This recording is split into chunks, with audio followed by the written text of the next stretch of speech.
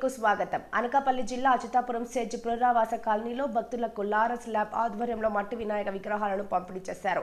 Laurus HR admin Meher మట్టి విగ్రహాలను భక్తులకు పంపిణీ చేశారు. ఈ సందర్భంగా మెహర్ మాట్లాడుతూ పర్యావరణ పరిరక్షణ కోసం అందరూ మట్టి వినాయక విగ్రహాలను పూజించాలని కోరారు.